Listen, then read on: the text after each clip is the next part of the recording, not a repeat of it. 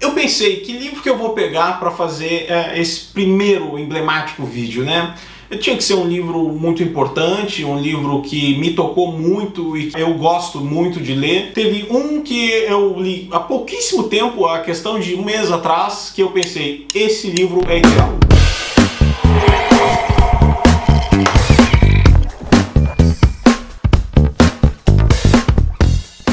E aí pessoal, tudo bem? Então, esse nosso primeiro vídeo aí fazendo uma resenha de um livro, o primeiro livro dessa nossa playlist de biblioteca no YouTube, uma biblioteca virtual aí que eu tô criando. Para ter uma ideia, o autor já era renomado, já tinha ganhado o Prêmio Nobel de Literatura e ele lança esse livro. Muitas pessoas atribuem a ele como um dos, claro que não foi o fator principal, mas como um dos fatores que deu a queda da União Soviética, isso lá no século passado, porque esse livro conta todos os horrores que foram feitos durante o regime soviético, principalmente nos gulags.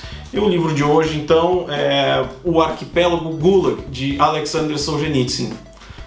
Nem todo mundo conhece e eu costumo dizer que cada livro tem duas, pode ter mais, mas geralmente duas histórias. A história que ele conta e a história de como ele foi feito, a história do livro em si.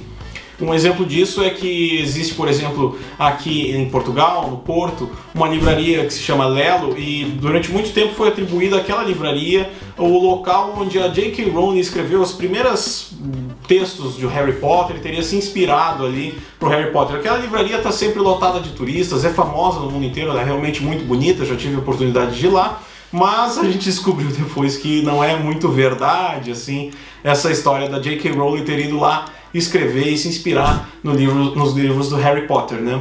Mas a história deste livro, ela daria um filme de espiões no meio da Guerra Fria. E não seria um filme qualquer também, seria um filme dirigido pelo Steven Spielberg e ainda ganharia muitos Oscars. Porque, é sério, é espetacular. Mas vamos começar então por quem é o autor deste livro, Alexander Solzhenitsyn. Solzhenitsyn era um professor de matemática e física na Rússia, lá no começo do século XX.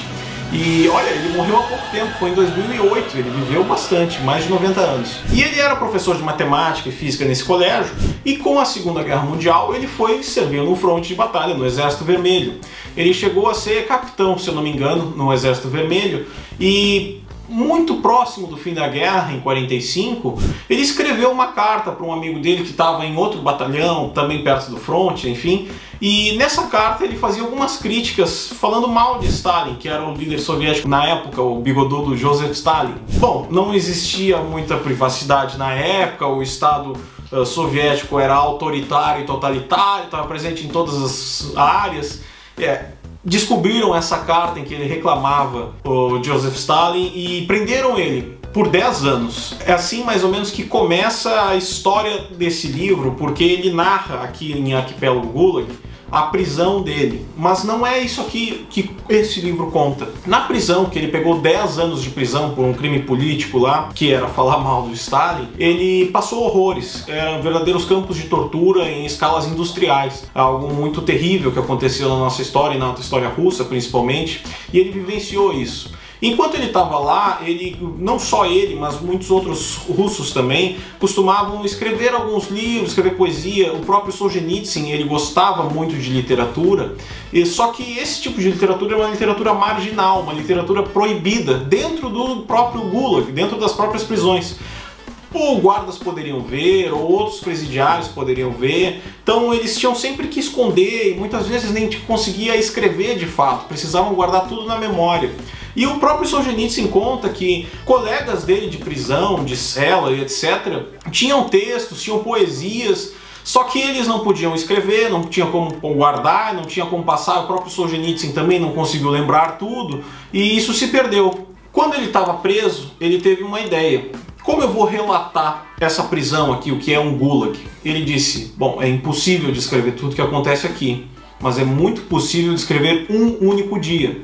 E é isso que ele faz num outro livro dele, que eu também vou fazer um vídeo aqui, que se chama Um Dia na Vida de Ivan Denisovich. Ele conta um dia numa prisão de um gulag soviético. Esse livro, na época que foi publicado, e por incrível que pareça, ele não foi censurado, ele foi liberado ao público, virou um sucesso estrondoso na Rússia. Chegou a ser traduzido na época, muito famoso, ficava nas bibliotecas públicas, ele chegou a ser reconhecido dentro da Rússia como um grande escritor por causa daquele livro, e os próprios russos faziam referência ao livro como aquele livro que conta todas as verdades, porque era de fato um livro que contava como era a vida num Gulag. Por causa desse primeiro livro, Um Dia na Vida de Ivan Denisovich, Solzhenitsyn ganhou um prêmio Nobel de Literatura em 1970. Pois é, quando ele ganha esse Nobel, não só ele tinha ganho notoriedade dentro da Rússia, como também fora, o mundo inteiro passa a saber quem é ele. Ele começou a receber muitas cartas, relatos, histórias de ex-presidiários que tinham sobrevivido aos gulags, contando: olha, comigo aconteceu isso, tal pessoa ficou presa comigo, a minha rotina era assim, no campo tal era dessa forma. E ele, com esse senso de responsabilidade, poxa, nós sobrevivemos, nós precisamos contar essas histórias, não só em honra àqueles que morreram, mas também para as próximas gerações, para saberem o que tudo isso significou e foi para nós e para o mundo, de fato. E é com isso que ele vai escrever o Arquipélago Gulag. Como o Solzhenitsyn ficou muito famoso a nível mundial e ganhou o Nobel, ele começou a ser vigiado pela KGB, e para poder manter secreto o plano, ele escrevia o livro num local secreto, apenas com 2 assistentes que eram pessoas de extrema confiança. Ele escrevia o livro em microfilme para poder transmitir para o exterior. Ele mandou depois para a França os manuscritos do livro, e um dia foi pego esse livro. A KGB foi lá, invadiu o escritório dele, onde ele escrevia o livro, e descobriram o manuscrito, e ele imediatamente foi obrigado a dar a ordem: olha, publiquem esse livro, porque se não publicarem agora, não publicam nunca mais. E daí começa a história do Arquipélago Gulag.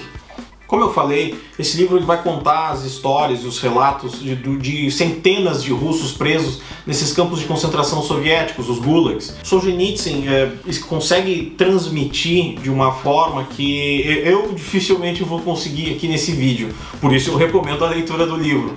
Mas ele consegue falar para nós o que de fato acontecia. O tempo inteiro ele coloca: isso não é uma crítica ao comunismo, isso não é a crítica à posição política, isso é o que aconteceu. E ele tem esse compromisso com a verdade de fato. Ele conta a sua própria prisão, e da prisão dele ele passa para outras inúmeras prisões. E é muito interessante isso para os meus colegas do direito aí que gostem principalmente da área do direito penal. Esse livro é excelente para vocês abordarem uma temática do direito penal na Rússia soviética, porque ele pega alguns contos, algumas teorias que eram conhecidas da época, como por exemplo, a União Soviética realmente prendeu muitas pessoas, mas prendia apenas inimigos do Estado que queriam sabotar, principalmente sabotadores e adversários políticos que queriam destruir o governo, etc.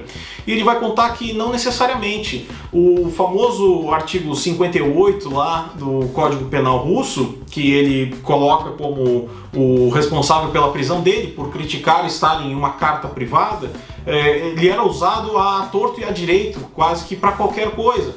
Ele conta relatos, por exemplo, o responsável por uma linha de trem, ele precisava passar vagões com um peso a mais do que o permitido para aqueles trilhos, porque precisavam correr atrás dos chamados planos quinquenais, né, que a gente estuda um pouco em história. O governo soviético impunha a ele, então, que passasse mais carga, só que os trilhos não suportavam e acabaram cedendo muito mais rápido do que o planejado.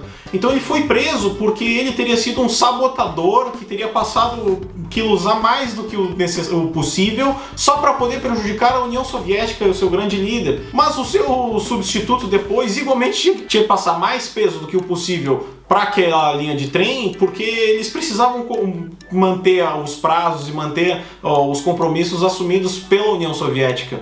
Então, de fato, ele era utilizado não como um artigo verdadeiro do Código Penal, mas era muito mais uma desculpa bem esfarrapada para poder prender quase todo mundo.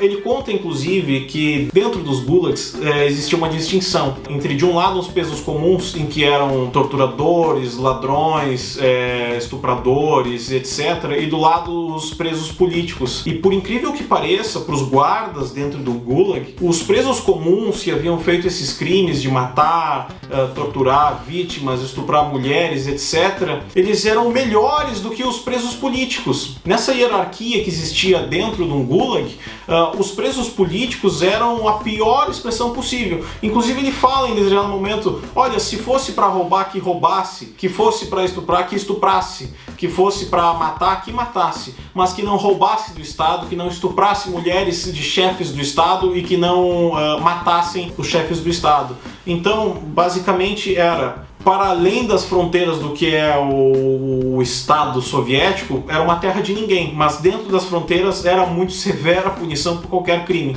E ele fala, inclusive, no livro, que uma pena banal para qualquer coisa era de 10 anos. E em determinado momento, eles perceberam que em 10 anos a pessoa poderia sair depois, ele até atribui isso ao próprio Stalin. Olha, em 10 anos as pessoas conseguem sobreviver, algumas conseguem sobreviver e sair. É melhor aumentar para 25 para que elas morram dentro do próprio Gulag.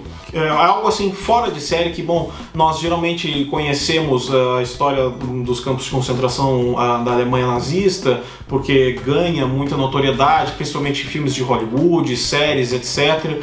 Mas essa área da história que é justamente da Rússia soviética, ela é um pouco esquecida. E é justamente isso que Solzhenitsyn o tempo inteiro queria fazer. Ele queria honrar a memória de todos aqueles que morreram no completo anonimato e que precisavam que essa história fosse contada. Isso é algo que eu admiro muito e que eu sempre sigo na análise histórica de qualquer coisa, eu acho fundamental para tudo. Ele coloca, não é uma crítica ao comunismo, não é uma crítica ao regime político, é só o que de fato aconteceu. Uma outra coisa muito importante também que ele coloca no livro o tempo inteiro, e eu acho fenomenal, ele fala sobre a linha que divide o mal e o bem. Nós temos essa ideia de que uma pessoa, para fazer algo tão horrível, tão maldoso, e ele conta no livro, nas prisões, em que as pessoas eram torturadas de inúmeras formas diferentes.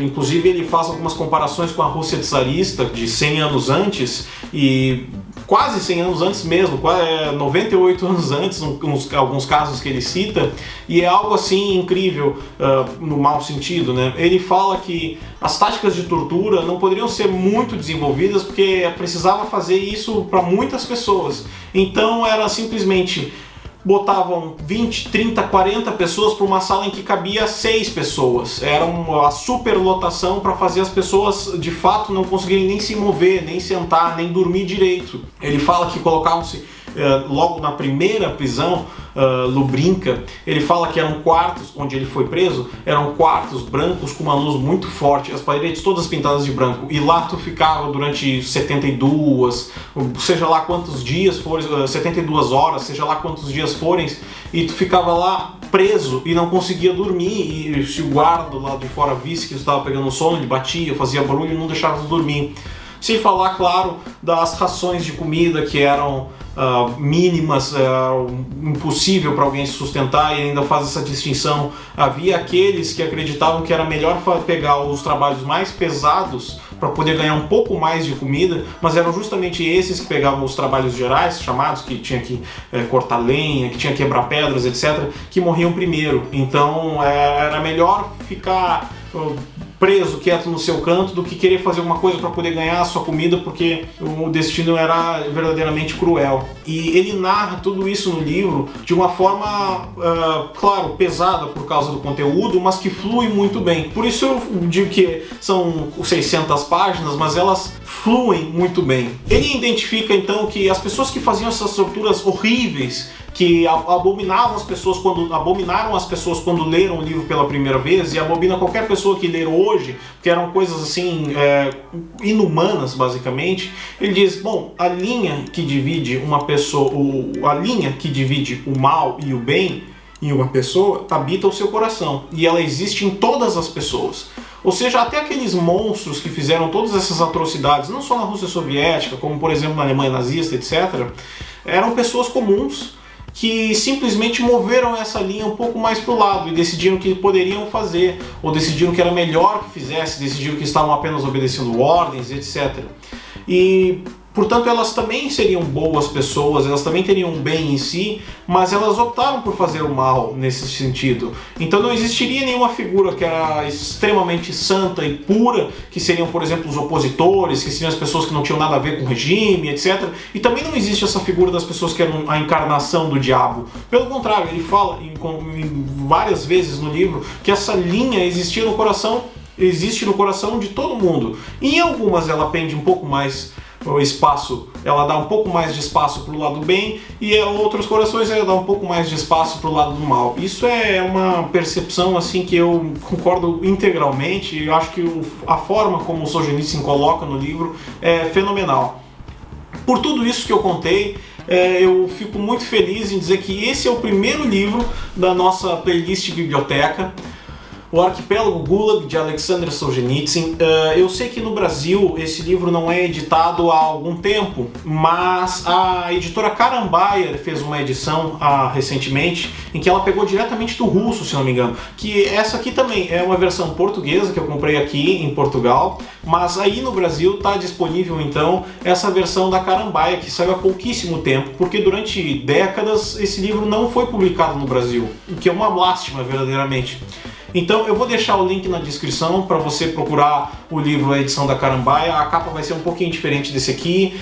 Não se assustem com o tamanho, tá? Minhas marcações ali. Ele é um livro grande, mas ele é um livro que flui muito bem. É um livro que conta a verdade e tem uma preocupação quase que constante com a verdade. Tanto que ele já foi posto em análise por diversos outros autores, historiadores, pesquisadores de universidades, e com os próprios arquivos da KGB e do regime soviético de então, que foram publicados alguns, quase que unanimamente todos concordam de que o livro é verdadeiro, ele conta com a verdade. Não houveram invenções, e ele cita o nome das pessoas que passaram as fontes, ele cita as pessoas que relatam os seus casos, ele cita com quem aconteceu determinada situação, e isso é fenomenal. É realmente algo muito importante que, embora não tenha dado o Prêmio Nobel de Literatura para o Alexander Solzhenitsyn, se ele não tivesse ganho antes, ele ganharia por este livro. É realmente uma obra fenomenal e eu fico muito feliz em poder recomendar ela para vocês.